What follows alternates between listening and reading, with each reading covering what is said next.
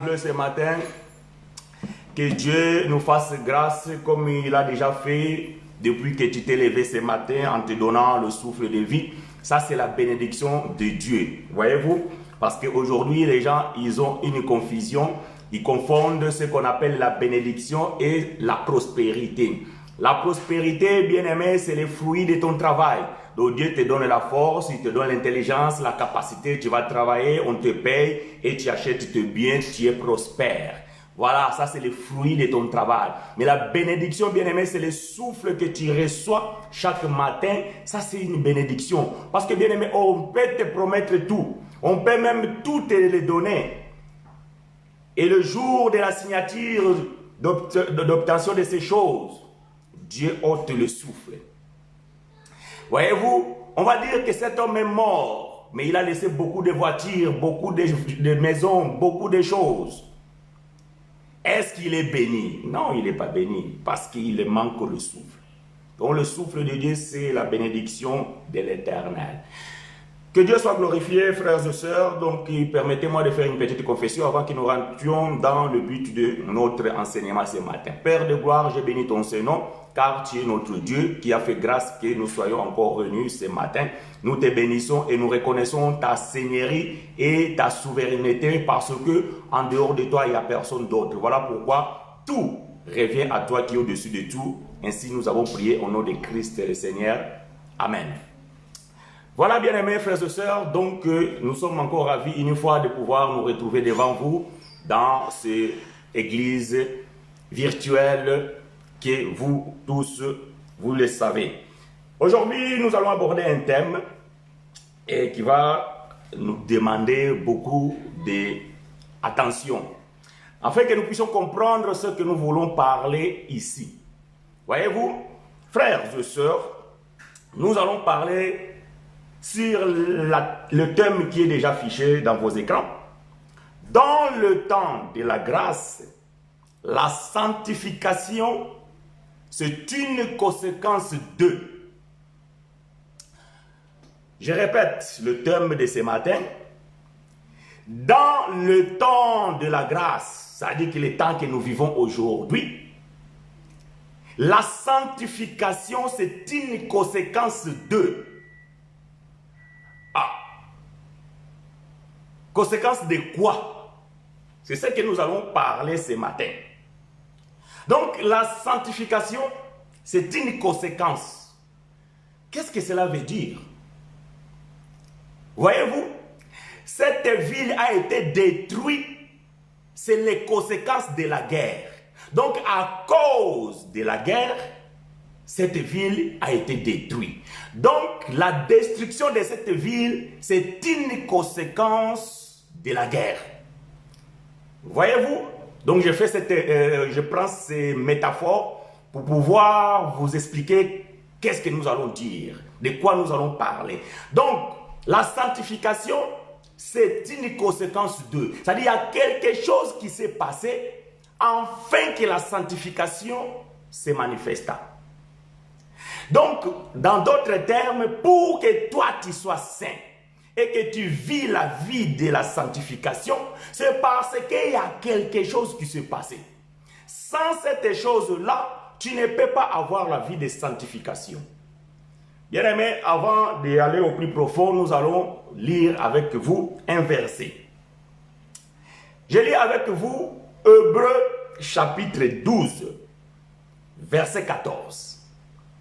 Hébreux, chapitre 12, verset 14. Je lis pour vous et avec vous.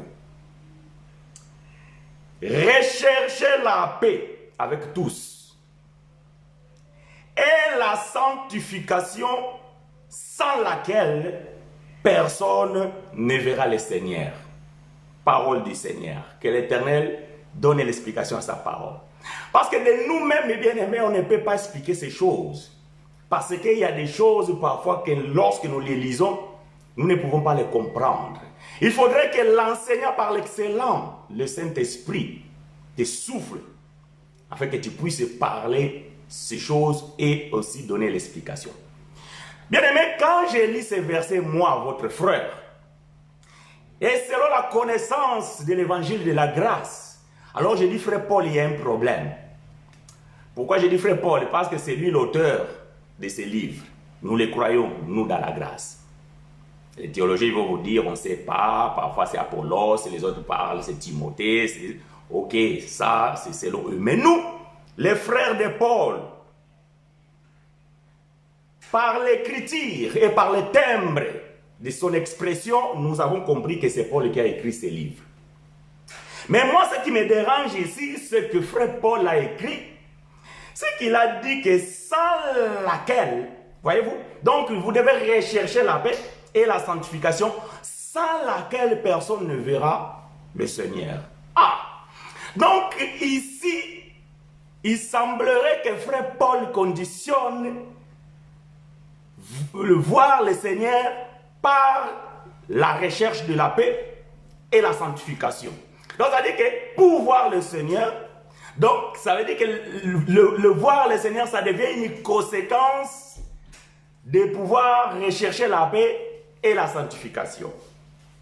Mais je vais vous dire une chose, que ce n'est pas correct. Mais comme nous le disons, beaucoup de choses que frère Paul a écrites, les gens mal affermis, lorsqu'ils lisent cela, ne comprennent pas, ils tordent le sens des Écritures. Y compris même ceux qui ont traduit aussi les Bibles. Quand je dis les Bibles en pluriel, ça veut dire que parce qu'on a plusieurs versions. Et vous allez comprendre, même ces bien-aimés qui ont traduit la Bible, souvent ont été confus dans certains propos. Pourquoi je dis ça? Parce que, bien-aimés, nous ne pouvons pas croire que ce que bien-aimé frère Paul dit ici a à voir avec ce que nous allons voir ou ce que nous allons vivre. Je m'explique.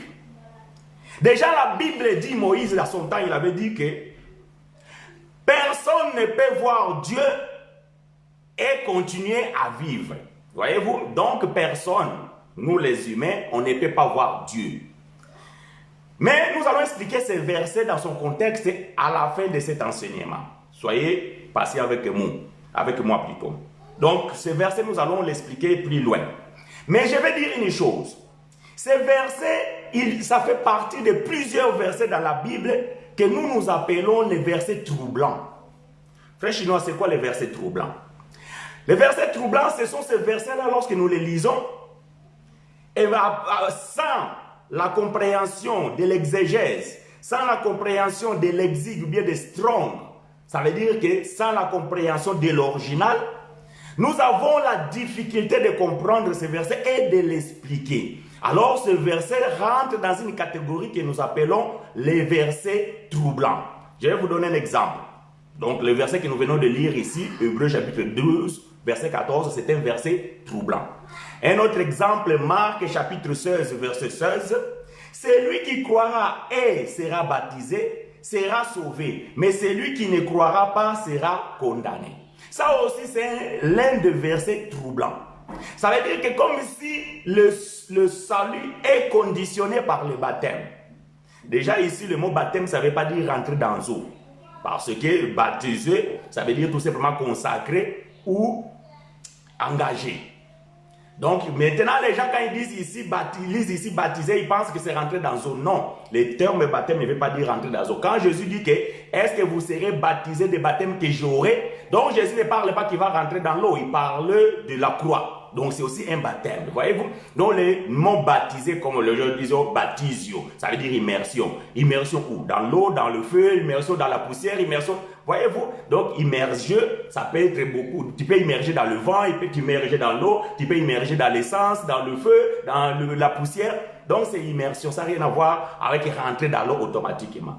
Mais ce sont déjà ces genres de versets qu'on appelle des versets troublants, que lorsque les gens lisent, ils croient que pour que je sois sauvé, il faut que je sois baptisé. Ça, ce sont des versets troublants. Je vais donner encore un autre verset. Après, je vais passer, pour ne pas rester là longtemps. Actes des apôtres, chapitre 16, verset 31. Paul et Silas répondirent: crois au Seigneur Jésus et tu seras sauvé, toi et ta famille. Ah, voyez-vous, ça aussi c'est l'un des versets troublants. Il y a beaucoup dans la Bible. Un jour, si Dieu le veut, nous allons parler de ces versets troublants dans la Bible. Mais aujourd'hui, je donne juste quelques exemples pour que vous compreniez les cas des Hébreux 12, 14. Donc, ici aussi semblerait dire que si moi je crois, mes enfants automatiquement aussi sont sauvés. Mais si moi qui vous parle ici, mon père était un diable,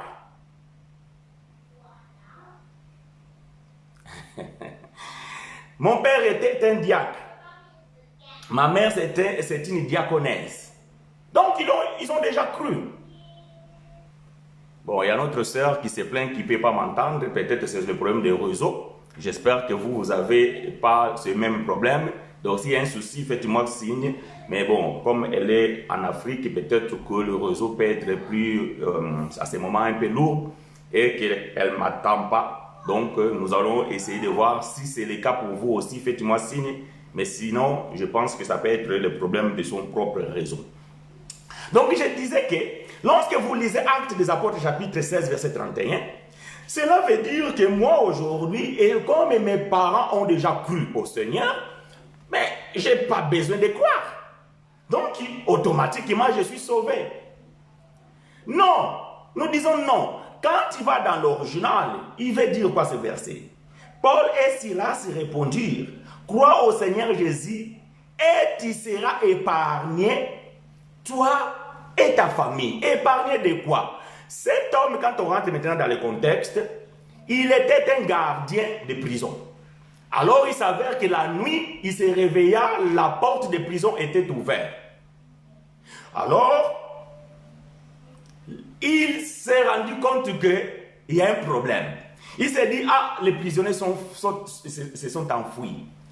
Il a pris son poignard ou bien son épée, je ne sais pas qu'est-ce qu'il avait entre les mains, il voulait se tuer.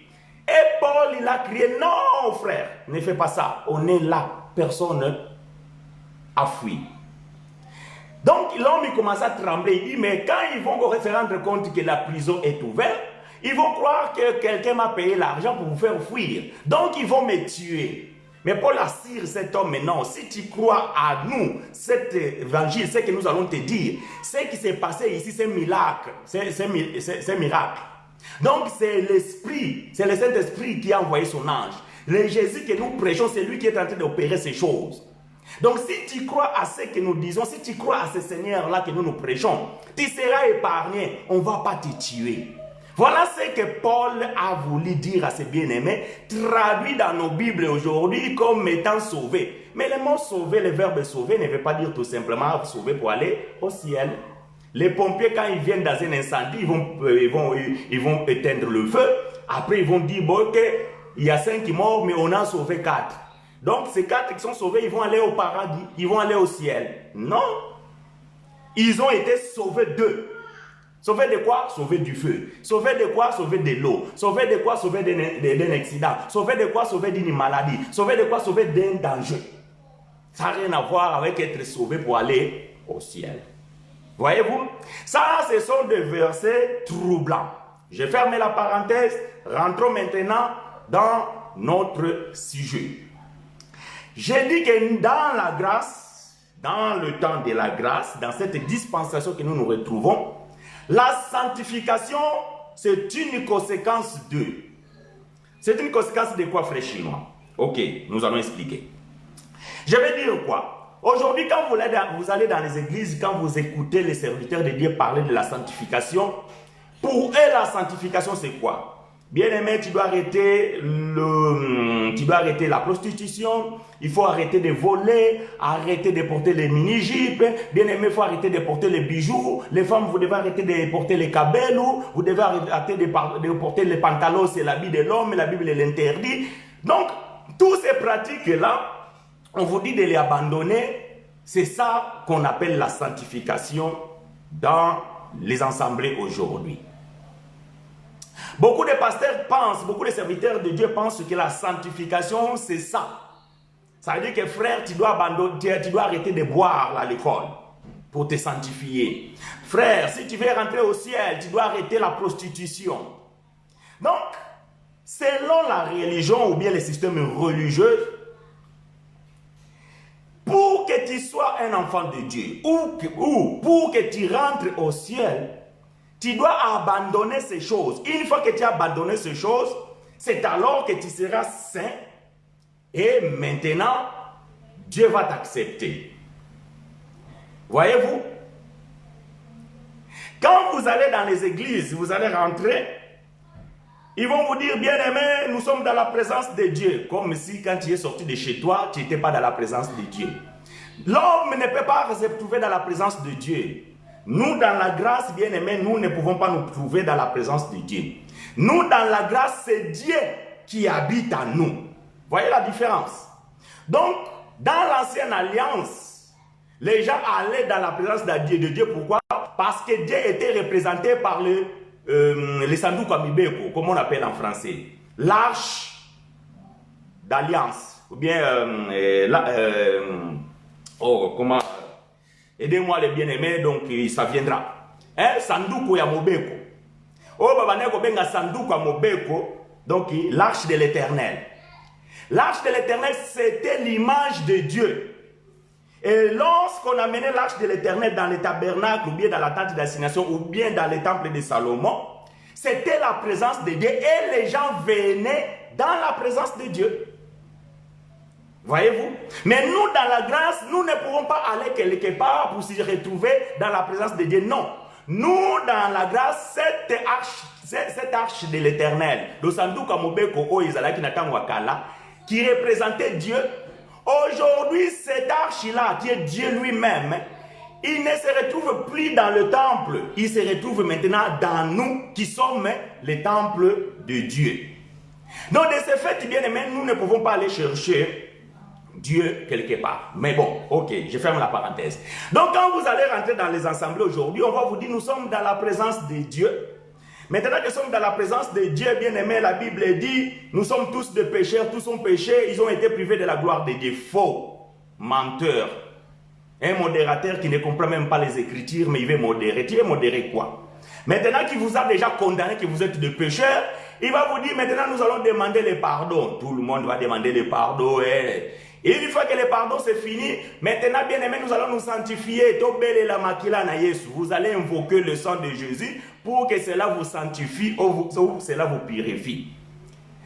Donc, voyez-vous, une fois que vous avez maintenant demandé le pardon, la purification, c'est alors que maintenant vous allez demander la présence de Dieu. Ça veut dire que quand vous êtes entré dans ce lieu-là, il n'y avait pas la présence de Dieu. Maintenant, vous allez demander le Saint-Esprit, qui était en voyage quelque part, pour qu'il revienne. C'est dommage. Donc, voyez-vous, donc, les gens, ils se sanctifient dans l'église en demandant le sang de Jésus. Une fois que le sang de Jésus descend, et ils se disent maintenant, nous sommes saints. Nous sommes devenus des saints, nous sommes sanctifiés. Donc, quand ils vont sortir de l'église, la sainteté va finir, ils redeviennent maintenant des pécheurs. Ça, ce sont des bêtises qui se trouvent dans la religion. Mais la sanctification, bien aimée, ça n'a rien à voir avec ces choses-là. Non. Ça veut dire que si tu vis la vie de sanctification, c'est parce que, c'est à cause de. Voyez-vous? Je vais parler, je vais dire ces causes-là, mais en attendant, je suis en train de vous faire comprendre. Donc, ça veut dire que si tu vis une vie de sanctification, ce n'est pas parce que toi tu voulais, non. C'est parce qu'il y a quelque chose qui s'est passé qui doit te pousser maintenant à vivre ces choses. Donc la sanctification, bien aimé, ça n'a rien à voir avec ce que toi tu as abandonné.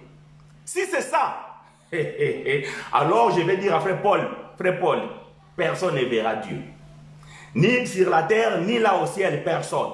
Parce que un homme, de lui-même, tu peux tout faire, il y a toujours une faille. Il y a toujours quelque chose que tu ne pourras pas faire. Et cette chose va te faire tomber. Pourquoi? Parce que vous allez comprendre une différence aujourd'hui. La sanctification dans le temps de la loi et la sanctification dans le temps de la grâce. La sanctification dans le temps de la loi, c'était selon les œuvres. Les gens, ils se sanctifiaient par rapport à les œuvres qu'ils faisaient.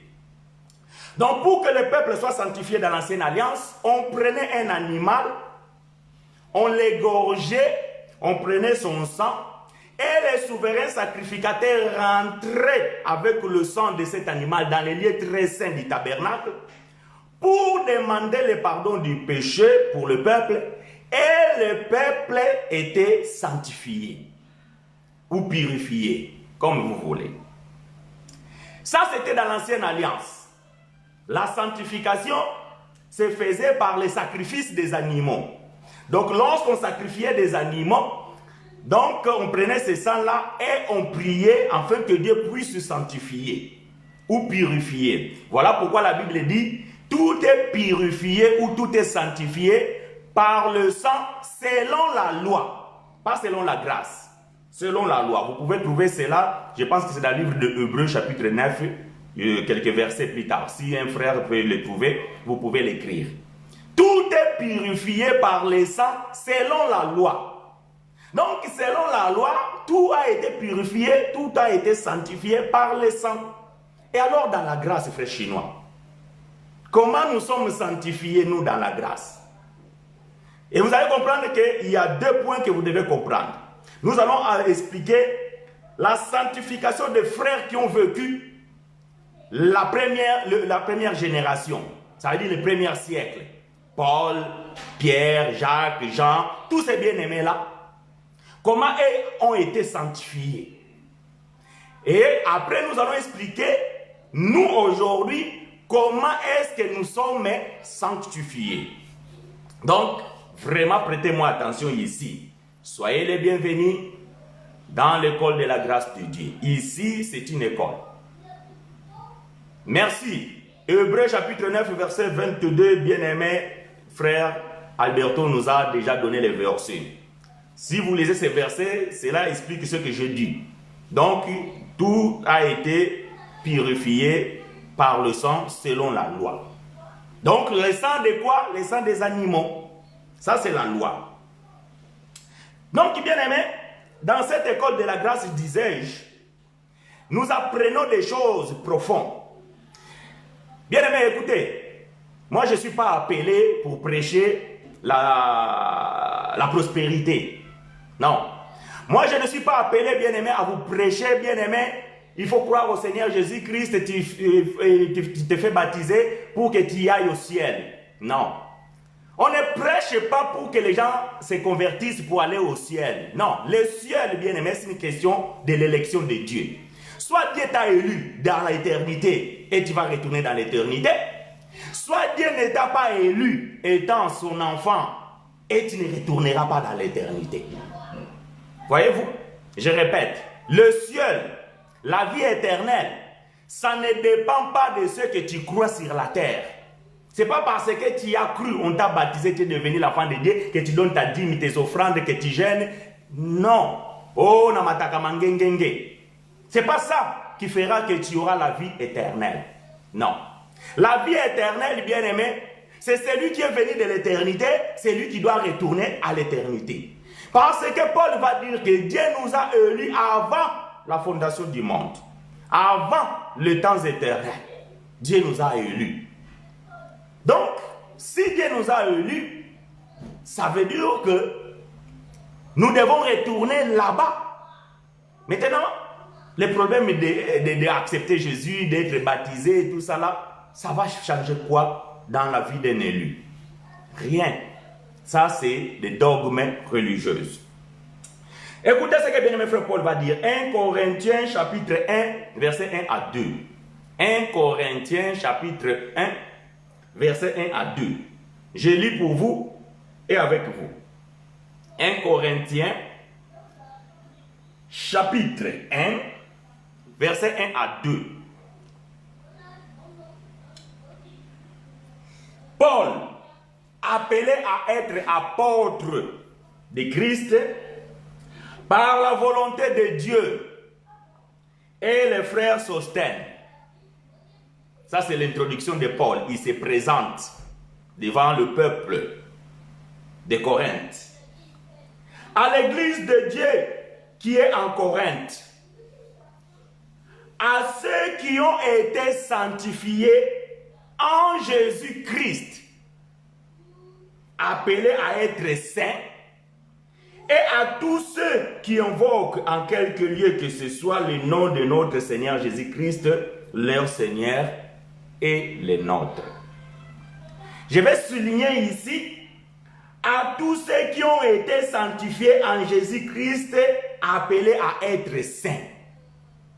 Donc Paul ici s'adresse à une église où on trouvait des saints. Mais comment ces gens-là sont devenus saints? Paul explique en Jésus-Christ.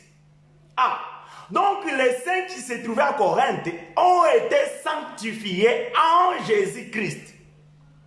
Donc ça veut dire que la sainteté, ou bien le fait d'être saint de ces bien-aimés-là de l'église de Corinthe, c'est une conséquence de la mort de Christ.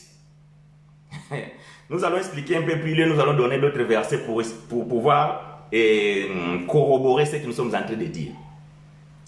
Donc, ces bien-aimés n'ont pas été sanctifiés parce qu'ils ont abandonné l'alcool, parce qu'ils ont abandonné la prostitution, parce que non.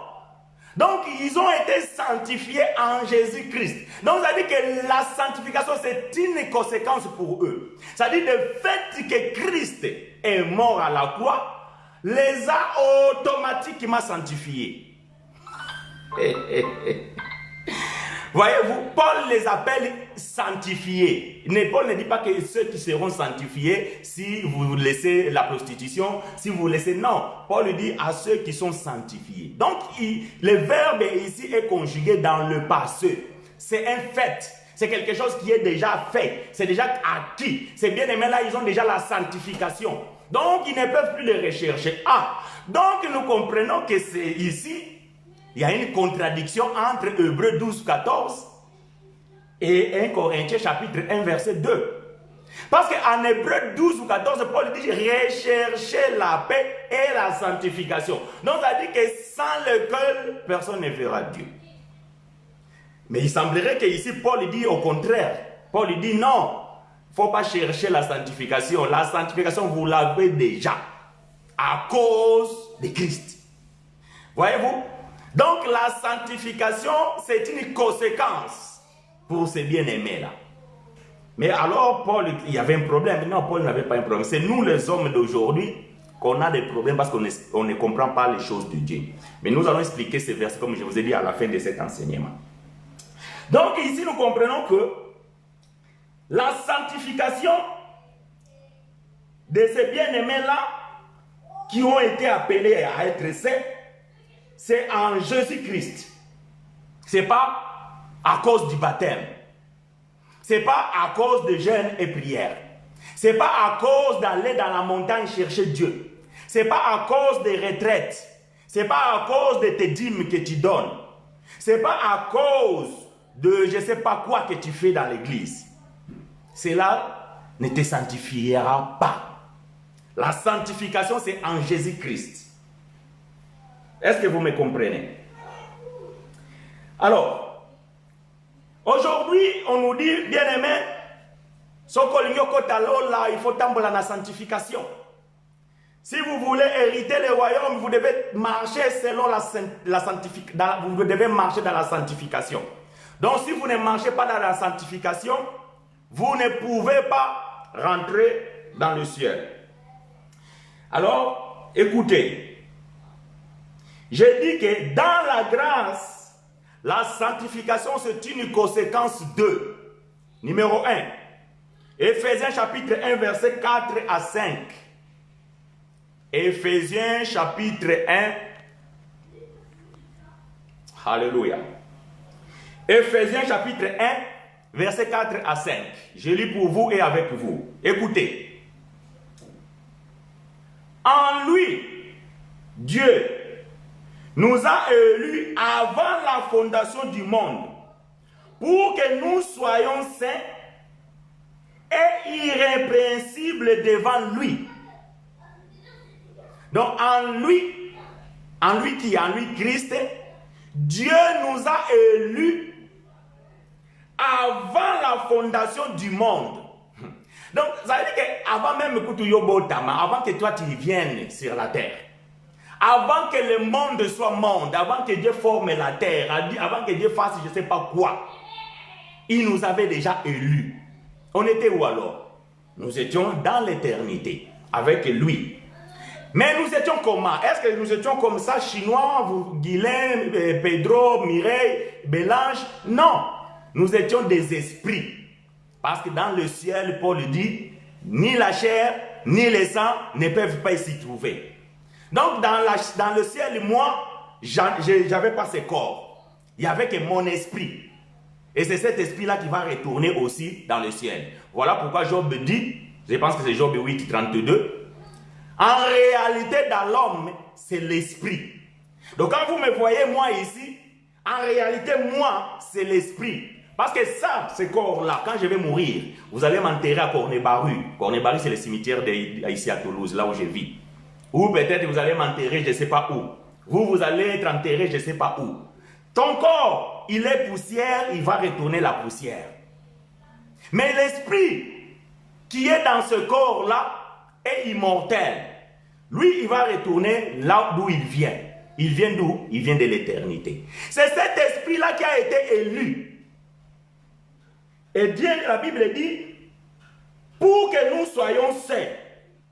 Donc, la sanctification ou bien être saint, c'est une conséquence de l'élection de Dieu. Est-ce que quelqu'un m'a compris? Je ne sais pas si je me fais comprendre. Je répète. Être saint, ce n'est pas parce que tu as abandonné la bière. Ce n'est pas parce que tu as abandonné la prostitution. Non. Ces choses-là, nous allons expliquer ça. Mais je dis ceci. Être saint, c'est une conséquence de l'élection de Dieu. À cause de l'élection que Dieu a fait dans l'éternité, a fait de toi un saint. Dans l'église catholique, on devient saint lorsque on était abbé ou bien une sœur, tu as fait des biens, tu as donné aux pauvres des choses, tu as fait quelques miracles, je ne sais pas si vraiment c'est des miracles et tout ça là. Et après un temps, quand tu vas mourir, après un temps, on va te béatifier. On dit quoi? Comment on dit ça en français? Béatifier. Ça veut dire qu'on va te sentir, donc on va te faire devenir une sainte ou bien un saint. Mais dans l'évangile, bien aimé, non. Nous sommes déjà des saints. On n'attend pas de mourir pour qu'un jour nous devenions des saints. Ça, c'est la religion catholique. Malheureusement, même dans des religions, dans des dénominations dites protestants et pentecôtistes aux autres, ils croient aussi que pour être saint, il faut que tu abandonnes ça, il faut que tu abandonnes ça. Non. Être saint, c'est une conséquence de l'élection de Dieu. Le fait que Dieu t'a élu a fait de toi être saint. Or, celui qui est saint, c'est celui qui est sanctifié. C'est tout simplement ça. C'est pas compliqué. Celui qu'on appelle saint, c'est quelqu'un sanctifié. Verset 5. Nous ayant prédestinés dans son amour à être ses enfants d'adoption par Jésus-Christ selon les bons plaisirs de sa volonté.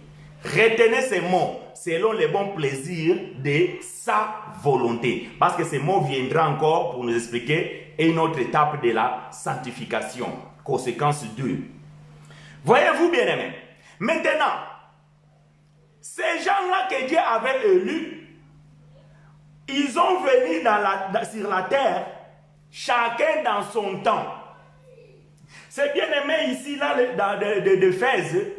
Et ils étaient dans un temps que nous appelons le temps transitoire. C'est quoi, frère Chinois, c'est quoi le temps transitoire? Le temps transitoire, c'est lorsque Christ est mort, il a aboli la loi spirituelle, mais la loi physique, à cause de la présence du temple de Jérusalem, continuait encore. C'est alors que nous appelons ce temps-là le temps de la cohabitation des alliances. Donc, ça veut dire quoi? Ça veut dire que Pierre, Jean, Jacques, Paul, et tous ces bien-aimés-là, ce temps-là, ils vivaient le temps de la cohabitation. Ça veut dire que même Paul, tout son ministère a été sous la cohabitation des alliances. Donc Paul n'a jamais vécu la grâce de 100%.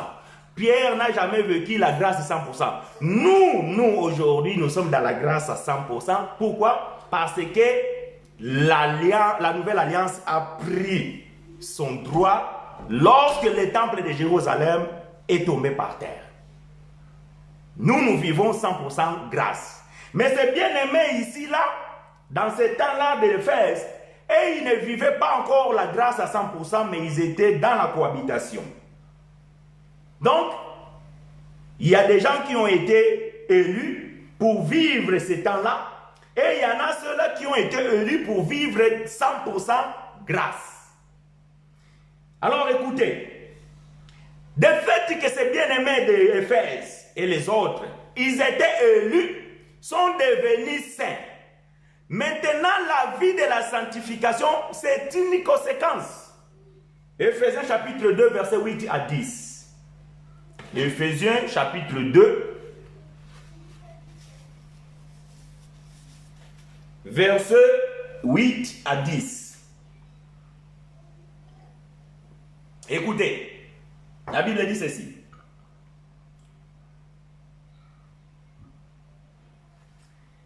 La Bible dit ceci. Car c'est par la grâce que vous êtes sauvés, par les moyens de la foi, et cela ne vient pas de vous, c'est le don de Dieu.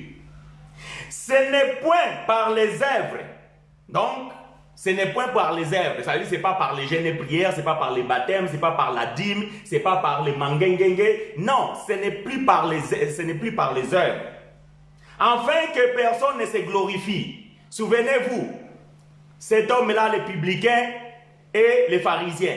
Les pharisiens se glorifiaient. Moi, je donne ma dîme. Je donne la dîme de tous mes revenus. Je jeûne 2 fois par semaine. Je ne suis pas comme cet homme-là. Je ne suis pas un impudique. Donc, il s'est glorifié par les œuvres. Et quelles sont les œuvres?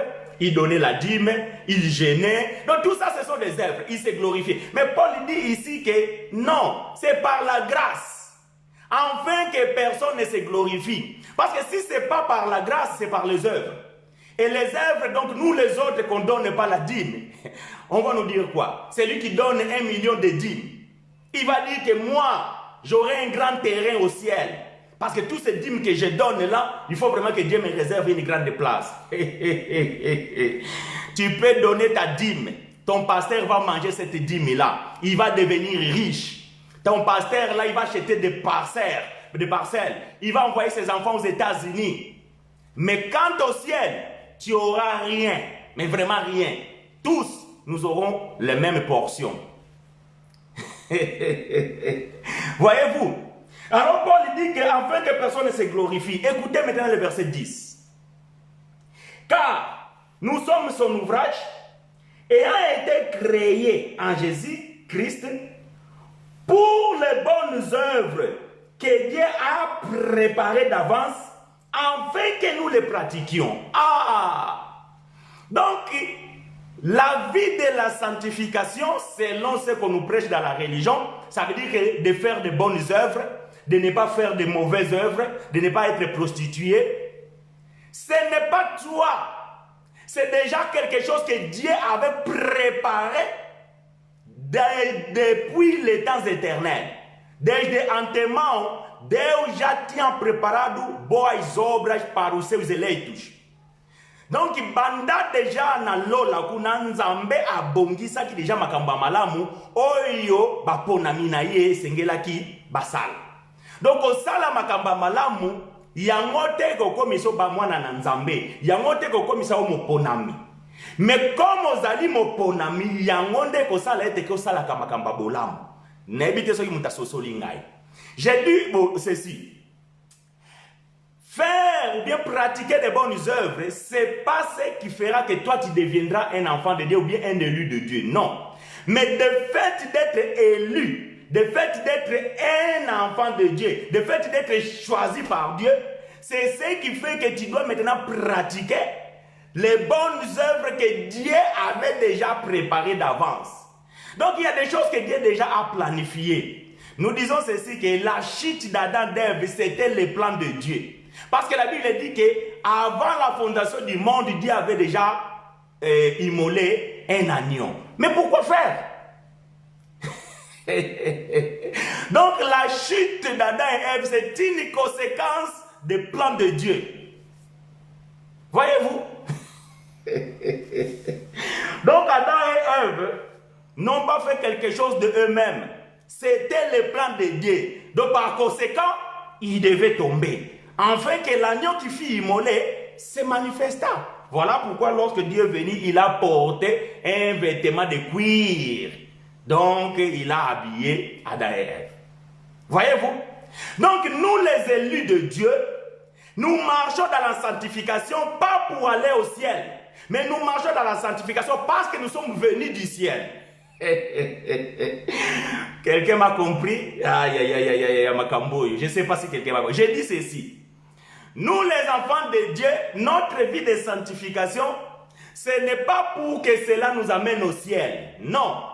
Mais nous vivons la vie de la sanctification parce que nous sommes sortis du ciel. Parce que nous sommes venus de l'éternité. Le fait que nous sommes venus de l'éternité, cela fait que moi, Chinois, je suis obligé de pratiquer de bonnes œuvres. Philippiens dit ceci, les vouloir et les faire, c'est Dieu qui met dans votre cœur. Voilà pourquoi Paul dit que le bien que je veux faire, je ne le fais pas. Mais le mal que je ne vais pas faire, c'est ce que je fais. Parce que Dieu avait mis dans son cœur la volonté de faire le mal. Mais alors que lui, il voulait faire du bien. Mais Paul va dire qu'il se trouve que dans mes membres, qui c'est qui a mis ça dans ses membres? C'est Dieu lui-même. Mais lorsque Dieu a voulu maintenant que Paul puisse pratiquer les bonnes œuvres, arrêter de tuer les chrétiens et tout ça là, Dieu a fait quoi? Il a aussi mis cette volonté à Paul. Pourquoi? Parce que Paul était un élu. Si vous lisez Galates chapitre 1 à partir du verset 12, lui-même il explique ça. Lui, il était un élu. Voilà pourquoi la fin de son histoire, il devait pratiquer les bonnes œuvres que Dieu avait déjà préparées pour lui. Chacun d'entre nous, bien-aimés, nous avons une mission spécifique sur la terre. Quand on élit quelqu'un, quand vous votez pour un président, nous ici, nous avons voté Macron. Aujourd'hui, nous pleurons. Pourquoi? Parce que tout ce qu'il avait promis, qui a fait que nous les votons, il n'a rien fait. Maintenant, il nous fait d'autres choses, les passes sanitaires, ceci, cela. Donc, nous comprenons qu'il ne respecte pas l'élection. Donc, nous avons élu Macron pour les projets qu'il avait. Mais maintenant qu'il est au pouvoir, il ne fait pas ce qu'il avait promis. Voyez-vous? Donc, si un enfant de Dieu est un élu de Dieu, et que tu ne pratiques pas les bonnes œuvres que Dieu a fait d'avance, donc il y a un problème. Soit tu es encore dans un temps d'ignorance, soit comme nous n'avons pas la faculté de savoir qui est élu, qui n'est pas élu, soit tu n'es pas élu, surtout si tu meurs dans cet état-là. Je sais que là-dessus, il peut y avoir un débat, il n'y a pas de problème. Nous sommes toujours là pour pouvoir expliquer ces choses. Parce que parfois, c'est une question d'explication. Donc, vous avez compris que faire de bonnes œuvres, c'est une conséquence de l'élection de Dieu. Le fait que Dieu nous a élus, cela nous pousse à pratiquer de bonnes œuvres. Et ces bonnes œuvres, la Bible dit que c'est lui-même Dieu qui avait déjà fait cela. Aujourd'hui, bien aimé, quand vous voyez que non, le frère là, il a vraiment l'amour des autres, le frère là, vraiment, il fait de bonnes choses, tout ça là. Oui. Mais ce n'est pas parce que tu pratiques les bonnes œuvres que tu vas devenir élu de Dieu, non. Il y a beaucoup de gens qui ne prient pas. Il y a beaucoup de gens peut-être même qui ne vont pas dans les assemblées. Il y a beaucoup de gens qui ne sont même pas baptisés. Il y a beaucoup de gens qui donnent même, je ne sais même pas quoi. Il ne va même pas dans une église. Peut-être même, il n'a jamais entendu le vrai évangile. Il sait juste qu'il y a un Dieu et on parle de ça, de ci. Mais il n'a jamais vraiment assis comme ça pour qu'on les prêche. Mais ils font de bonnes choses. Il y a beaucoup de footballeurs, il y a beaucoup de musiciens et tout ça là. Nous les appelons, musiciens mokiri, bata satana. Mais ils ont des orphelinats, ils ont des écoles privées, ils donnent peut-être des choses aux pauvres. Tout ça là, ils font de bonnes choses. Est-ce qu'à cause de ces choses qu'ils font là, cela fait d'eux enfants de Dieu? Non. Est-ce que cela fait d'eux de devenir élus de Dieu? Non. Si Dieu ne les avait pas élus depuis l'éternité, ces gens-là, lorsqu'ils vont mourir, ils vont disparaître. C'est fini pour eux. Ils ne peuvent pas retourner, leurs esprits ne pourront pas retourner dans le ciel. Parce qu'ils ne sont pas des élus. Malgré tout ce qu'ils ont fait, ils ont fait de bonnes choses, ils ont construit des grandes... Bien aimés, c'est bien. Mais cela ne fait pas de toi automatiquement enfant de Dieu, non. Mais un enfant de Dieu, c'est celui que Dieu a élu dans l'éternité. Maintenant, comme tu es un élu, tu dois maintenant pratiquer les bonnes œuvres que Dieu a fait pour toi. Voyez-vous? Donc la sanctification, la vie de la sanctification, c'est une conséquence de. C'est une conséquence de l'élection de Dieu. C'est une conséquence de la mort de Christ à la croix qui a mené les frères à cet état-là dans la sanctification. Maintenant, nous alors, nous bien-aimés dans la grâce, comment est-ce que nous sommes sanctifiés? Parce que nous n'avons pas vécu le temps de la loi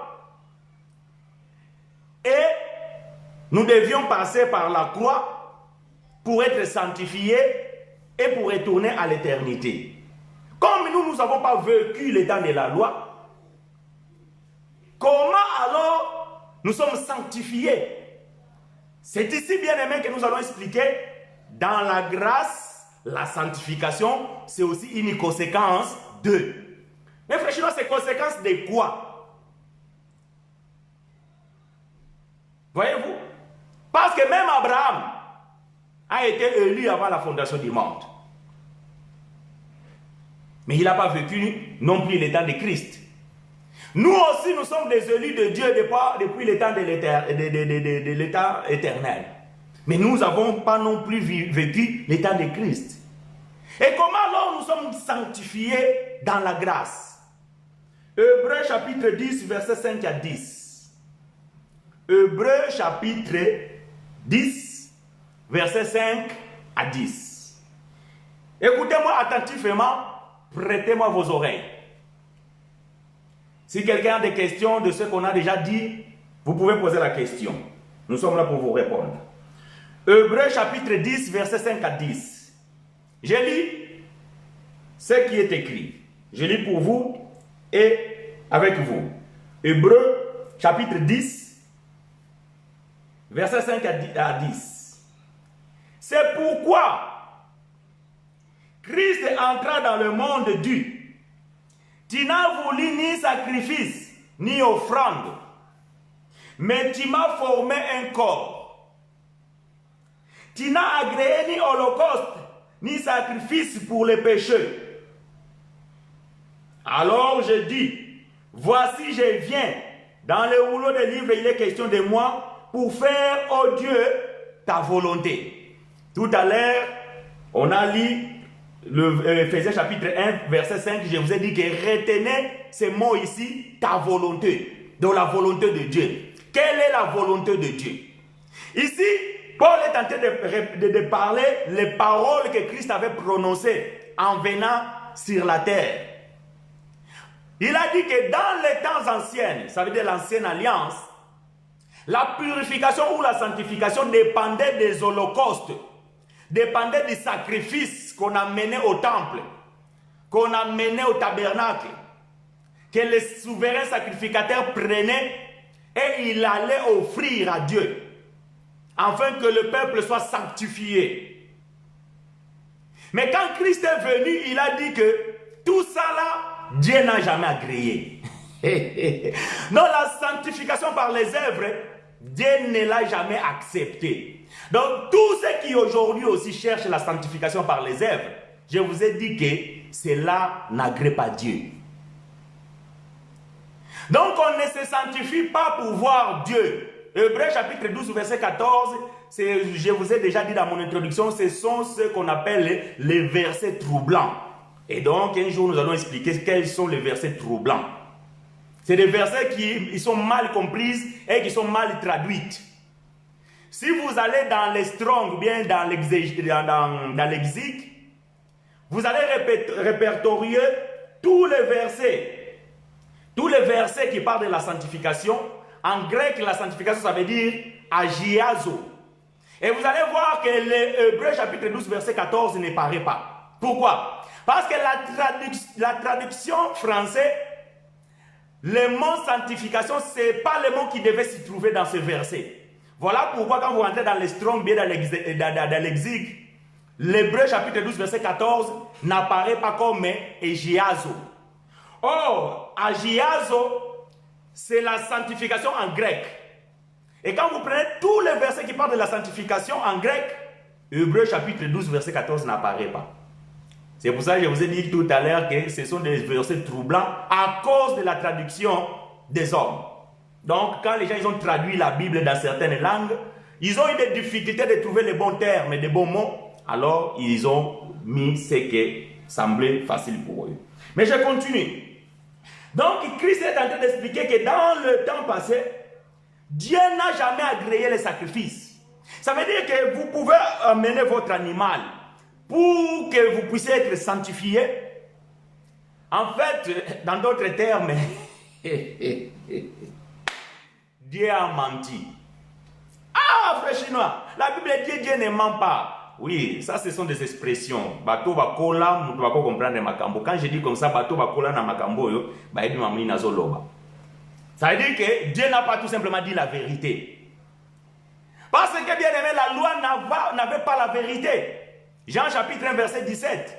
La loi n'avait pas la vérité. Donc ce que Dieu avait donné, c'était l'ombre. Or, l'ombre, ce n'est pas l'original. L'ombre, ce n'est pas la réalité. L'ombre, ce n'est pas la vérité. Donc, quelque chose qui n'est pas la vérité, donc, soit c'est faux, soit c'est falsifié, soit c'est une copie, soit c'est un mensonge. Voyez-vous? Donc, dans la loi, il n'y avait pas la vérité. Voilà pourquoi lorsque la grâce arrive, la grâce vient avec la vérité. Merci ma soeur. Jean chapitre 1 verset 17. La loi a été donnée à Moïse, la grâce et la vérité sont venus. J'aime Martin dit, est venu. Parce que Martin comprend que la grâce et la vérité, c'est un homme. Donc il n'y a pas deux choses. C'est juste une chose qui est dans un homme qui est Christ. Donc quand la grâce arrive, il vient maintenant avec la vérité. Quelle est cette vérité? Écoutez cette vérité. Verset 7, je répète. Alors je dis, voici je viens. Dans les rouleaux du livre, il est question de moi. Donc même ces animaux-là, c'était l'image de moi. Pour faire, oh Dieu, ta volonté. Quelle était la volonté de Dieu? Voici maintenant la vérité. Après avoir dit d'abord, tu n'as voulu et tu n'as agréé ni sacrifice, ni l'offrande, ni holocauste, ni sacrifice pour les péchés que l'on ferait selon la loi. Verset 9. Il dit ensuite, voici je viens pour faire ta volonté. La vérité est que la volonté de Dieu ici, c'était quoi? Quelle était la volonté de Dieu? Voilà la vérité que la loi n'a jamais donnée. Vous allez le savoir aujourd'hui. Quelle est cette vérité qui est dans la volonté de Dieu? Je répète verset 9. Il dit ensuite, voici je viens pour faire ta volonté. Quelle est cette volonté? Il a aboli ainsi la première chose pour établir la seconde. Donc la volonté de Dieu, ce que Jésus est venu faire, c'était d'abolir l'ancienne alliance et pour établir la nouvelle alliance. Oui, mes frères chinois, ben ça, ok, on le sait déjà. Mais, quelles sont les conséquences de ces changements? Ah, c'est ici la vérité. La conséquence de cet changement-là a fait quoi? Donc, le fait que la volonté de Dieu et que Christ devait abolir la première chose, c'est-à-dire la première alliance, et établir la deuxième, ça veut dire la nouvelle alliance, a des conséquences. Quelles sont ces conséquences? Verset 10. C'est en vertu de cette volonté. Écoutez bien, docteur. Écoutez-moi bien, apôtre. Écoutez-moi bien, évangéliste. Écoutez-moi bien, pasteur. Écoutez-moi bien, diacre. Écoutez-moi bien, fidèle. En vertu de cette vérité,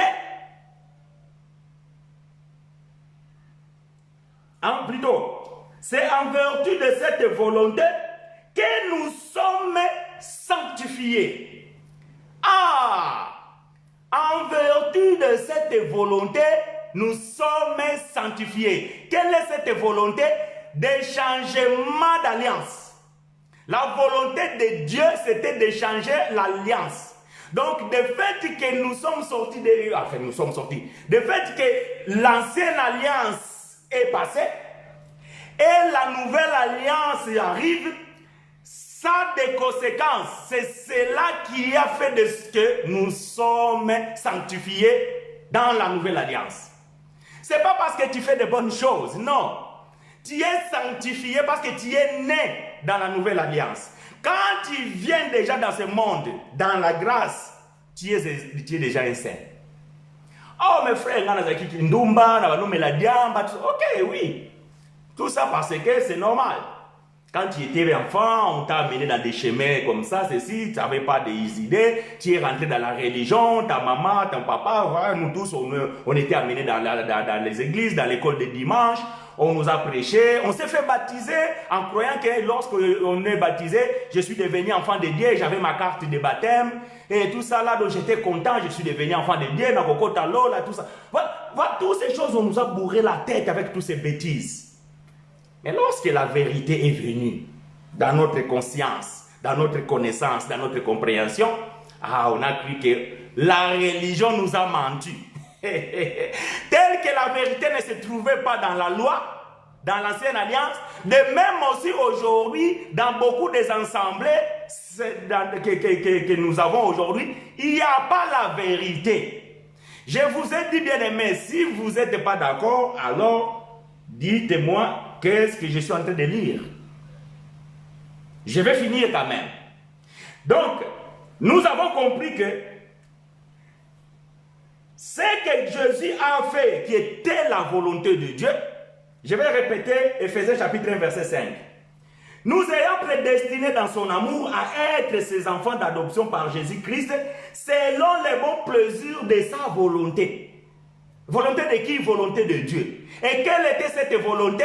Cette volonté, c'était que Jésus, en venant sur la terre, il va mourir en fait d'abolir la loi et la première alliance, et pour établir la deuxième alliance qui est la nouvelle alliance, pour que ceux qui naissent dans la nouvelle alliance soient sanctifiés. J'aime Paul. Voyez-vous, c'est en vertu de cette volonté que nous sommes sanctifiés par l'offrande du corps de Jésus-Christ une fois pour toutes. Dans la sanctification, ce n'est pas tous les jours. Oh, aujourd'hui, je vais me sanctifier. Dimanche, tu viens à l'église. C'est oh, Makila na Yesu qui t'a sanctifié. Jésus l'a fait une fois pour toutes. Lorsqu'il a changé les alliances, automatiquement, tous ceux qui naissent, ça je l'ai dit. Et je n'ai même pas peur d'être contredit. Parce que les gens qui connaissent la vérité de la parole, ils seront d'accord avec moi. Je n'ai pas peur d'être contredit. Ça, je l'ai dit. Tous ceux qui naissent dans la nouvelle alliance, si tu es élu de Dieu, tu es saint. Peu importe ce que tu as fait dans ton passé quand tu étais ignorant. Peu importe. Paul aussi, il était saint, mais il était ignorant. Jusqu'à ce que Dieu l'a visité et il a reçu la connaissance, la compréhension. Mais Paul était déjà un élu, même pendant qu'il tuait les chrétiens.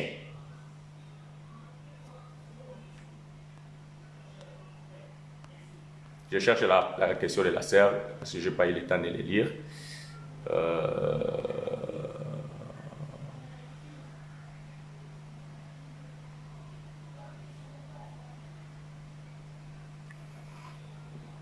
Non, sœur Lengo. Quand on est dans l'église, l'église entre guillemets, les assemblées, ils ont m'abêté. Non, ils ont m'abêté. Quand on est dans l'église ou bien dans l'assemblée, ils ont m'abêté. Ils ont malam. Mais, assemblée, on a si cause au kende, culte nango ils ont la kandenge nini. basambelaka ndenge nini? Est-ce que bosolo était ya makakuna? Est-ce que culte na bino ezali culte raisonnable selon Romains chapitre 12 verset 1? Donc soki okende kesika moko boye okende kosangana eza mabete, eza biblique, eza biblique. Mais eloko esengeli oyeba esika yango ndozo kende kosangana, est-ce que bosolo ezali? Est-ce que bateyaka évangile ya ngolu? Est-ce que batambolaka selon la doctrine, la sainte doctrine? Soko koti kuna omoni ke basengaka dini. O balobaka foko gêner pona ozwa libala. O fo babatisa yo bakoti na mai poko mwana na nzambe. O fo tobelela makila na Yesu po epetola biso. O to benga Saint-Esprit akita. O to belela moto etumba Satan. Donc banda déjà kokima mbangu bima. Soko nde église okendeke wana eza esika ndenge wana eza mabe. Wana nde eza mabe. Donc soko moni makambo na bisa bon makambo eze belé oyo ekokokutama te na bisika ana. Mais oyo kaka déjà na tangi soko kuti yango déjà parce que généralement yango sala makuna. Yango toteya bino déjà ke tobelela makila te tobela déjà toteya ba makambo oyo. Soko koti na esika ndenge wana omoni makambo oyo pakata mbango. Eza mabe, esika neza mabe. Mais soko komi esika moko batu bazo sanjola nzambe, bateya kaliloba ya solo tout ça na vanda. Eza bien kosangana. Libota na nzambe tout ça wana. Eza bien. Biso tozo souhaiter yango, tozo la makamba ba pandémie ici là tout ça wana makambo vanda peza poto boyi, bozi sale ape botiki yango parce que boko sambela te parce que l'état lobi. Mais soki mambonyo cecili, toko zo pe esika toko banda ko yangana et toko sangana et toko te ya bosolo. Voyez-vous? Voilà, donc la sœur est d'accord, donc c'est bien. Voyez-vous donc, ça veut dire que bien aimé, là, les changements, donc la sanctification des élus de Dieu aujourd'hui dans la grâce, c'est une conséquence des changements des alliances. De fait que l'ancienne alliance est partie et la nouvelle est venue, automatiquement a sanctifié les gens. Parce que l'œuvre de la croix a affecté tous ceux qui sont nés après. Tous les élus de Dieu qui naissent après la croix, après la disparition du temple, sont déjà sanctifiés. Donc nous ne marchons pas dans la sanctification pour voir Dieu. C'est pour ça que je vous ai dit que quand vous lisez Hébreux 12 ou 14, si vous n'avez pas l'esprit ouvert, si vous n'avez pas la connaissance de la grâce, alors vous allez vous perdre. C'est pour cela que nous qualifions ces versets dans le groupe de versets troublants. Je vous ai déjà expliqué dans l'introduction, ceux qui n'ont pas été avec nous dans l'introduction, vous pouvez reprendre l'introduction pour comprendre ces choses. Voyez-vous, bien-aimés? Donc, nous disons, la sanctification, c'est une conséquence de la croix de Christ. Le fait que Christ est mort à la croix a amené les frères et sœurs qui ont vécu le temps de la loi, qui ont traversé la loi, le temps de la loi, ils ont rentré dans le temps transitoire et dans le temps de la cohabitation. L'œuvre de la croix les a sanctifiés parce qu'ils ont connu la loi. Le fait qu'ils ont connu la loi, ils étaient des pécheurs.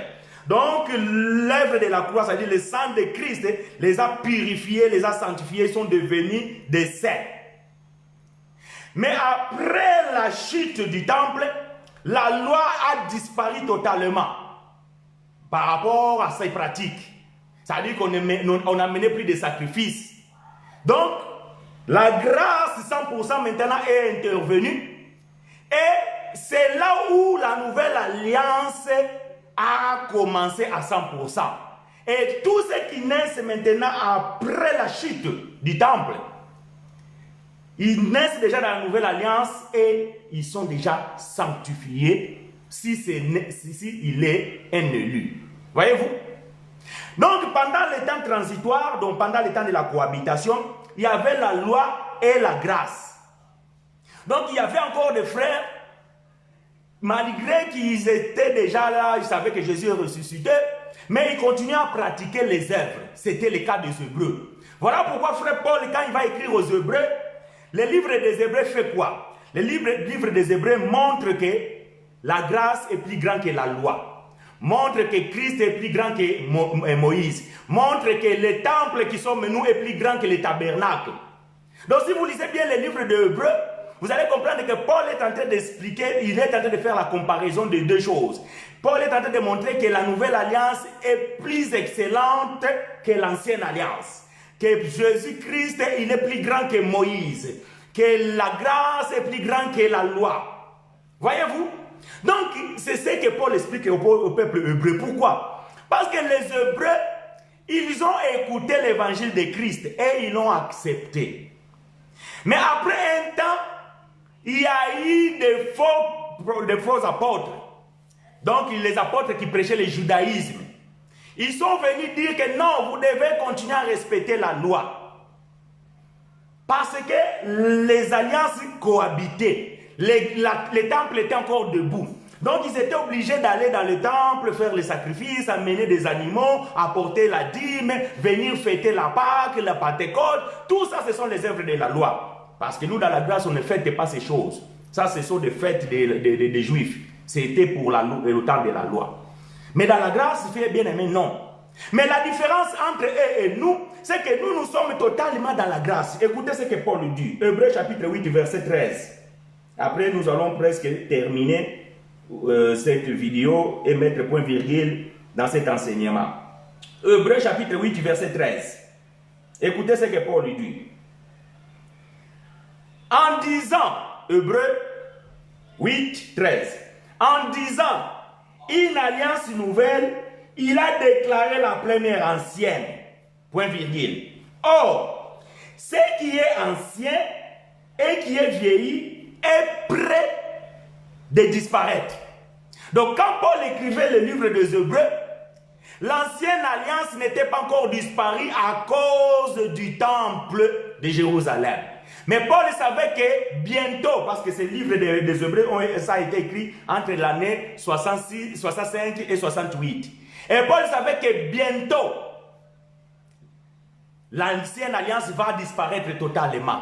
Et dans l'an 70, je ne dis pas 1970, non. L'an 70, en belge, je dis l'année 70.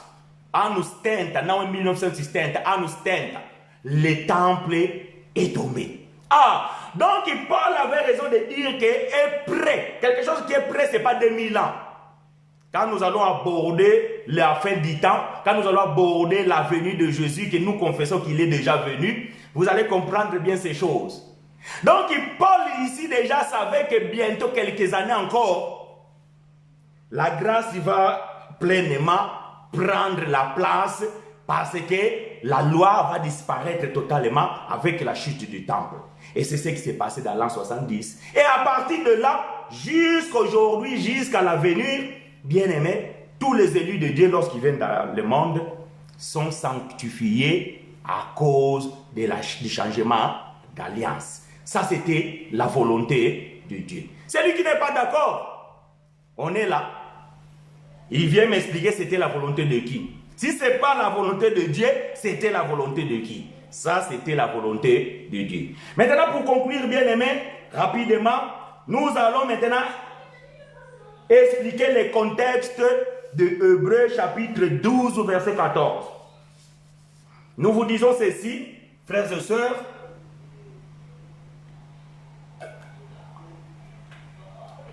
Nous avons l'habitude de dire, lorsque vous lisez la Bible, bien-aimé, pour bien comprendre certaines choses, il faut rentrer dans le contexte. Un texte sans contexte, c'est un prétexte. Un texte sans contexte est un prétexte. J'aime ça. Donc quand on lit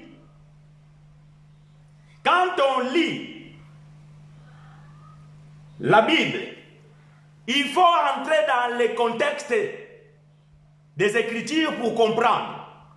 Maintenant, nous allons lire Hébreux chapitre 12, verset 14 jusqu'au 17. Je vais lire dans la version Semeur pour que nous puissions comprendre le contexte. Vous allez voir que voir Dieu que Paul dit ici, ça n'a rien à voir avec voir le Dieu ou bien aller au ciel. Non.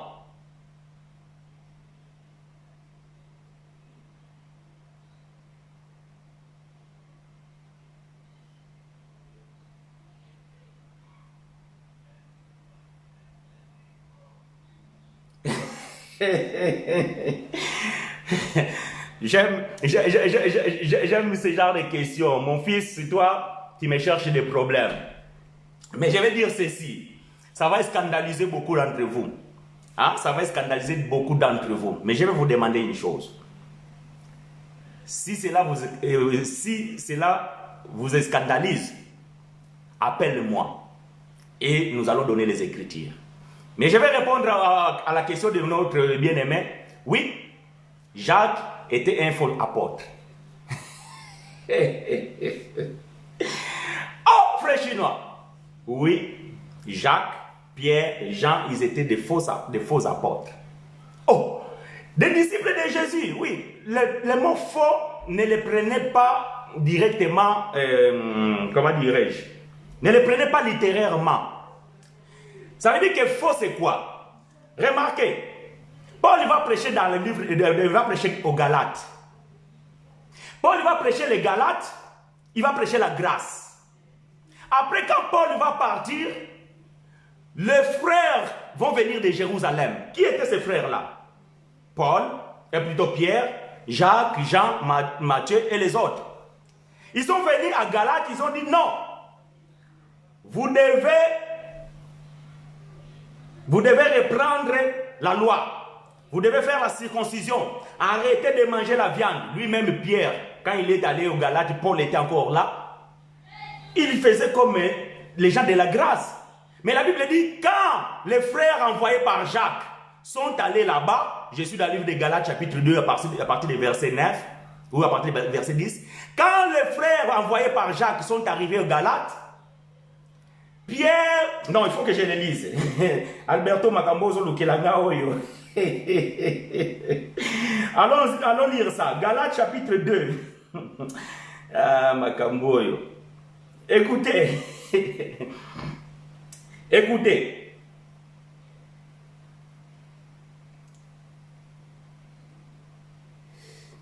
Écoutez, verset 11.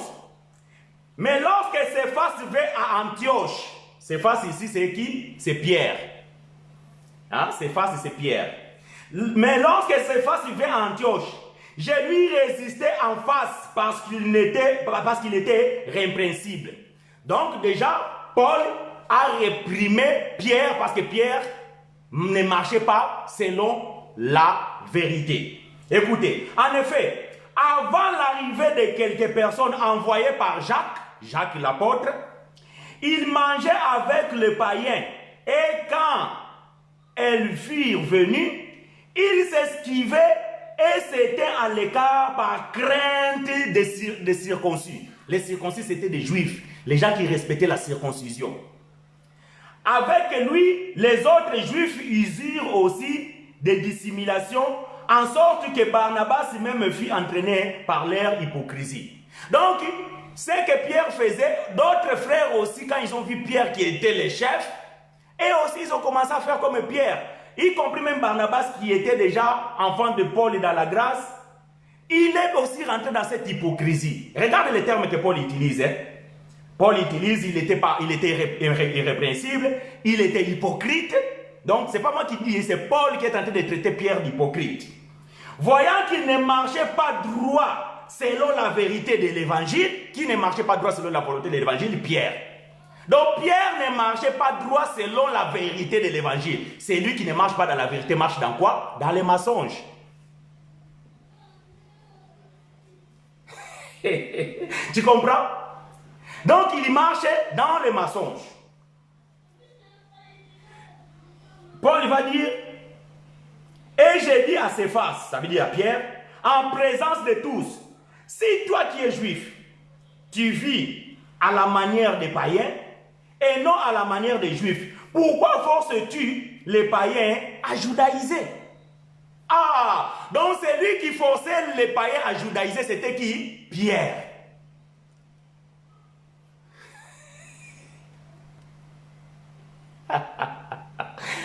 et ça passe vite. Ma maman, elle a dit quoi?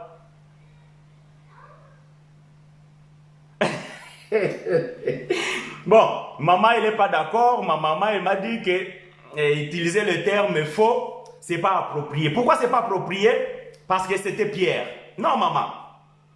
Mais faux, c'est quoi? C'est l'inverse de vérité. Ici, c'est Paul. Hein, maman? A verdade. O contrário da verdade é o quê? Mentira. Falso. Algo que não é bom. O contrário como ele dizer, da verdade é mentira ou falso. Quer dizer, Paulo aqui vai tratar Pedro de alguém que não tinha verdade. Então, alguém que não tem verdade em português, como é que se diz?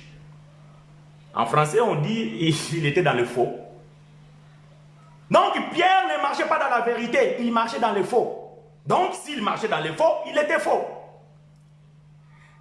Mais il ne faut pas prendre ça comme, comment dirais-je, comme une identité. Donc, comme une il ne faut pas la personnaliser. Ça veut dire que ce n'est pas qu'il n'était pas un diable ou bien il n'était pas... Non, il était faux dans sa pratique. Il était faux dans son évangile. Il était faux dans ce qu'il prêchait. Parce que Pierre, à cette époque-là, ne prêchait pas la grâce. Il prêchait la circoncision. Or, la circoncision, c'était déjà faux. Parce que les Juifs croyaient qu'ils étaient devenus des enfants de Dieu par la circoncision, alors que Paul croyait que le salut était par la grâce. Actes chapitre 15, verset 1. Donc, les termes, c'est pour ça que j'ai dit que ça va vous scandaliser. Mais cela ne vous scandalise pas. Donc, bien aimé, vous voyez, donc Aliberto, je te dis qu'il était faux. Il était faux dans son pratique. Et, 1 Corinthiens chapitre 14.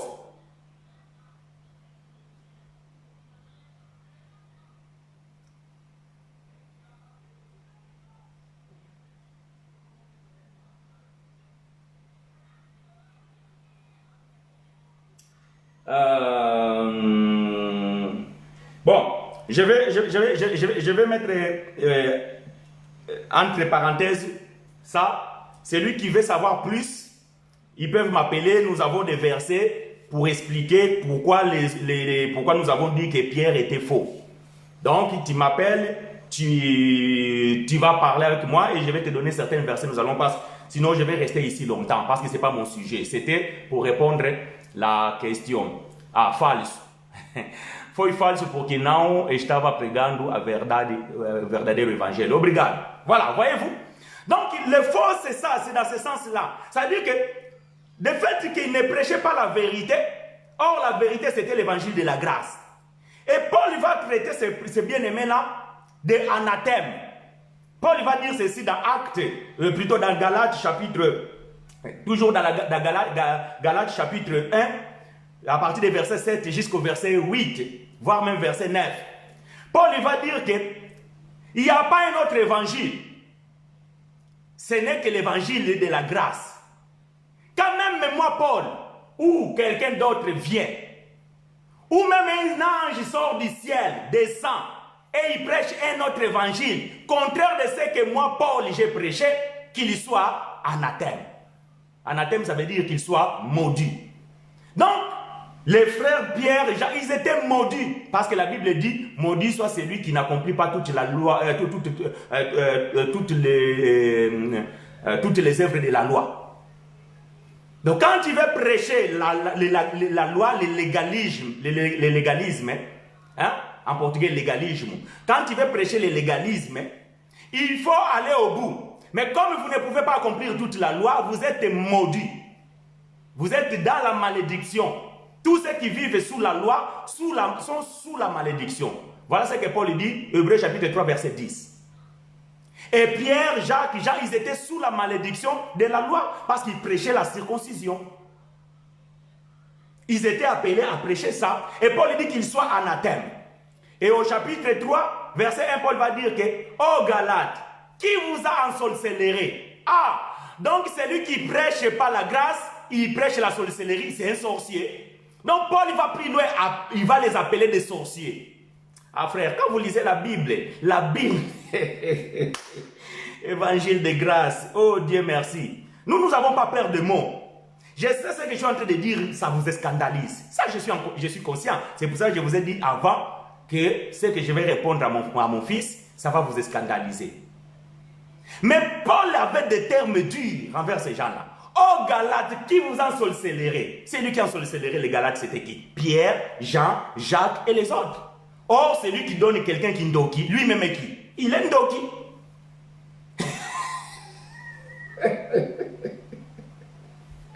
Maman, je sais que c'est dur. Parce que peut-être tu n'as jamais entendu ces choses, c'est la première fois. Eu sei que é muito difícil, mãe. Essas coisas são coisas que são novas para vocês. Mas com o tempo, vocês vão acostumar-se com esse tipo de evangelho. Mas essa é a realidade, esta é a verdade. Não quem estou a fabricar isto, mas está escrito. Está escrito. Nós só estamos a repetir o que já está escrito. Quer dizer, o termo talvez o termo parece violento, mas esta é uma realidade. Olha, eu vou fazer esta leitura em português na Bíblia, Nova Tradução Internacional. Galatas capítulo 3, versículo 1. Ó Galatas, insensatos, quem os enfeitiçou? Não foi diante dos seus olhos que Jesus Cristo foi exposto como crucificado? Gostaria de saber apenas uma coisa: foi pela prática da lei que vocês receberam o Espírito ou pela fé naquilo que ouviram? Quem fala aqui é o apóstolo Paulo. Ele pergunta aos Galatas: quem vos enfeitiçou? Ou o que enfeitiçou os Galatas foi o irmão Pedro, foi o irmão Tiago e foi o irmão João e os outros que pregavam o legalismo. Amen. Ah. Amen. J'aime ça. Quand quelqu'un me comprend, j'aime ça. Maman, elle a compris, elle a dit que non, c'est pas difficile, c'est l'évangile de la grâce. Nous avons les versets, nous avons l'appui, nous avons les éléments. Voilà pourquoi nous ne craignons rien. Ah, nous ne craignons rien.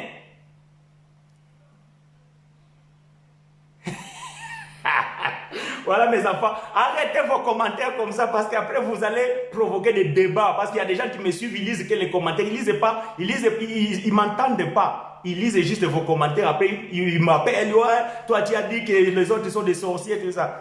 Donc ça n'engage que toi, Mardoché. Non, voilà, c'est pour ça que je suis en train de dire, Jésus lui-même il a dit quoi? Arrière de moi Satan. C'est moi qui l'a dit. Qu'est-ce que Jésus a dit à Pierre? Voyez-vous? Il ne faut pas voir il faut pas craindre les termes. C'est dans la Bible. Est-ce que Pierre, Jésus savait que Pierre était Satan, alors pourquoi il l'avait choisi? Mais quand Jésus il dit à Pierre, derrière moi de Satan, ça ne veut pas dire que Jésus a dit que non, Pierre il était Satan et tout ça là, donc il va aller à l'enfer, comme les gens disent. Non, ce n'est pas ce que Jésus voulait dire. Jésus voulait juste faire comprendre à Pierre qu'à ce moment-là, il y avait quelque chose qui n'allait pas dans la vie de Pierre. Parce que Pierre s'est posé à la volonté de Dieu. Pierre ne voulait pas que Jésus meure. Or, la volonté de Dieu, c'était que Jésus meure. Quand Christ a regardé comme ça, il a dit, arrière de moi, Satan. Donc, Jésus, il a appelé Pierre Satan. Moi, j'ai appelé, enfin, moi-même, pas moi. Paul a appelé Pierre sorcier. Moi, je peux dire qu'il était faux. Voyez-vous? Donc, entre le faux, les sorciers et Satan, vaut mieux faux. Parce que faut voyez, ça va un peu mieux, mais sorcier, Satan, mais qui a dit ça? C'est Jésus. Sorcier, qui a dit ça? C'est Paul. Non frère, ça c'est l'évangile de la grâce. Et nous dans cet évangile, nous disons la vérité. Peu importe que cela vous scandalise. Paul était comme ça, quand Paul parlait, les gens ils étaient scandalisés. Devant tout le monde dans une assemblée, il a fait lever Pierre. Mon frère Pierre, lève-toi. Il a reproché devant tout le monde. Il dit, toi Pierre, qui es juif, tu ne marches pas dans la vérité de l'évangile. Yo me kotel sa pasteur na bino église lobane boye. Ndenga obenga na ona ba fidèle même au bambo mabanga na église. Pourquoi? Parce que vous sont les athées. Mais Pierre Paul, il a fait devant tout le monde. Galates, on vient de les lire. On n'invente rien. Donc voilà. Donc, je vais finir parce que nous sommes déjà au-delà des termes de notre temps.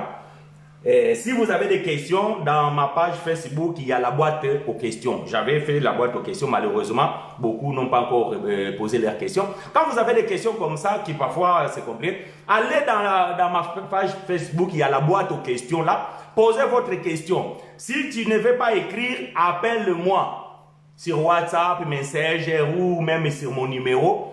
Nous allons parler, je vais te donner d'autres éléments parce que ici j'ai un thème que je suis en train de développer. On ne peut pas aller au-delà. C'est lui qui veut comprendre que Pierre était faux. Appelle-moi, je vais vous donner d'autres versets.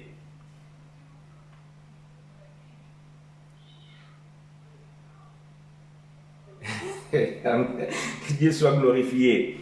Vraiment que Dieu vous soit favorable. Conclure. Donc nous allons conclure pour expliquer les versets. Donc, Hébreux chapitre 12, verset 14 à 17. Je vais lire vite. Faites tous vos efforts. Voyez-vous, là c'est la version sommaire. Parce que Louis II dit que recherchez la paix et la sanctification sans laquelle personne ne verra Dieu. Maintenant, écoutez ces mères. Faites tous vos efforts pour être en paix avec tout le monde et pour mener une vie de plus en plus sainte, sans laquelle nul ne verra le Seigneur. Voir le Seigneur ici, ce n'est pas pour que tu vois le Seigneur, non, ça a à voir avec la bénédiction. C'est-à-dire que tu ne verras pas la main de Dieu, tu ne verras pas la bénédiction de Dieu dans ta vie. J'explique ça par rapport au contexte. Écoutez, verset 15. Veillez à ce que personne ne passe à côté de la grâce de Dieu, qu'aucune racine d'amertume ne pousse et ne cause du trouble en empoisonnant plusieurs d'entre vous. Qu'il n'y ait personne qui vive dans l'immoralité ou qui méprise les choses saintes, comme Ésaü, qui pour un simple repas a vendu son droit d'aînesse. Vous savez que plus tard, lorsqu'il a voulu revenir, plutôt recevoir la bénédiction de son père, il a été rejeté car il n'a trouvé aucun moyen d'amener son père à revenir sur ce qu'il avait fait, bien qu'il le cherchait en pleurant. Voyez-vous? Donc le contexte ici, c'est question de bénédiction. Donc un enfant de Dieu, il faut que tu marches donc de plus en plus dans une vie sainte, pour que tu n'empêches pas la bénédiction de Dieu. Voyez-vous? Mais ce n'est pas pour voir Dieu. Voilà pourquoi Paul va prendre la métaphore. Il va faire l'analogie avec la vie d'Ésaü, qui a perdu son droit d'aînesse, il a perdu la bénédiction de son père, parce qu'il s'en foutait avec des choses saintes. Et beaucoup d'aujourd'hui aussi sont des élus de Dieu, ils s'en foutent des choses saintes, et ils veulent vivre la vie de patachons. Après, lorsque le malheur arrive, ils vont courir. Oh Seigneur, écoute-moi, la Bible dit, le malheur atteint souvent les justes et le Dieu en délivre. Oui, le malheur atteint souvent les justes, et l'Éternel en délivre toujours. Donc, pour que l'Éternel en délivre toujours, il faut que tu sois juste. Est-ce que quand tu as volé, on t'a attrapé, on t'a mis à la prison, c'était juste? Est-ce que quand tu as fait la prostitution et qu'aujourd'hui tu as reçu le sida, c'était juste? Est-ce que quand tu es allé se droguer et aujourd'hui la drogue t'a amené dans cet état-là, tu as tout perdu, est-ce que c'était juste? Et comment veux-tu que l'Éternel t'en délivre? C'est ça que Paul est en train de dire, que vous devez chercher de plus en plus vivre une vie de sainteté, une vie sainte, faire de bonnes choses. Ce n'est pas pour que tu deviennes enfant de Dieu, ce n'est pas pour que tu ailles au ciel, non, pour que tu puisses vivre une vie paisible et en paix sur la terre. Voyez-vous? Ce n'est pas voir au pouvoir Dieu dans l'eau, là, au voir de Dieu au ciel, non, pour que tu vives une vie paisible. Donc une vie paisible, c'est une vie en paix. Voilà ce que Paul voulait dire dans ce verset ici. Donc, il ne faut pas dire que non, oh, il y a même des chants, oh, cherchez la paix et la sanctification sans laquelle personne ne verra Dieu. Ah, c'est parce que vous n'avez pas compris l'évangile de la grâce. Non. Donc, si tu es juste, Dieu aussi va être juste avec toi. Si tu es injuste, Dieu va te frapper. Lisez bien le chapitre 12, lisez à partir du verset 9. La Bible dit Dieu châtie bien ceux qu'il aime. Donc, puisque Dieu t'aime et que tu as mal marché, Dieu est en train de te frapper. Il te chicote. Quand tu es un parent, quand tu aimes ton enfant, si un enfant il fait des bêtises, tu le reproches, s'il les répète, fais-le. Pourquoi? Est-ce que parce que tu n'aimes pas ton enfant? Non. Parce que tu l'aimes et tu veux qu'il revienne. Et parfois, la vie que tu es en train de vivre aujourd'hui, la difficulté que tu as aujourd'hui, ce sont les conséquences de marcher dans la vie de patachon. Alors que tu es un élu, tu dois faire des bonnes œuvres. Voilà ce que nous voulons partager avec vous aujourd'hui, frères et sœurs. Donc, comme j'ai déjà dit, si quelqu'un a une question, donc, appelle-moi. Nous allons pouvoir partager ensemble ces choses. Il y a la boîte aux questions dans ma page. Allez poser vos questions et nous allons y répondre. Vraiment que Dieu vous soit favorable, frères et sœurs. Nous vous donnons rendez-vous dimanche prochain à 11h30 pour d'autres enseignements. Si quelqu'un veut savoir ou bien vous avez un thème que vous avez besoin que nous puissions ouvrir, allez dans la boîte de questions, pose ta question ou bien donne ce thème-là, dis que non, frère, nous voulons que tu puisses développer ce thème. Nous allons préparer et nous allons venir afin de pouvoir développer les thèmes pour que vous soyez dans la connaissance de ces choses. Volonté, sans murmurer, en espérant dans ta bonté, je crois à tes promesses. Mon cœur est comme un rocher, fondé sur tout ce que dit mon Dieu. J'aime ta parole, Seigneur. Elle est la vérité sur mon sentier. Par elle, je vais me laisser guider et faire ta volonté. Alléluia. Bien-aimés, vous êtes bénis de Dieu. Que Dieu vous soit favorable dans votre vie. Et cette semaine qui s'annonce, que Dieu soit devant comme éclaireur et derrière comme protecteur. L'Esprit de Dieu qui est en toi puisse parler à ta faveur. Donc, bien-aimés, nous vous souhaitons bon appétit pour ceux qui n'ont pas encore mangé et pour ceux qui sont en train de manger pendant qu'ils me suivent. Et rendez-vous dimanche prochain à 11h30. Dieu vous l'a. Merci.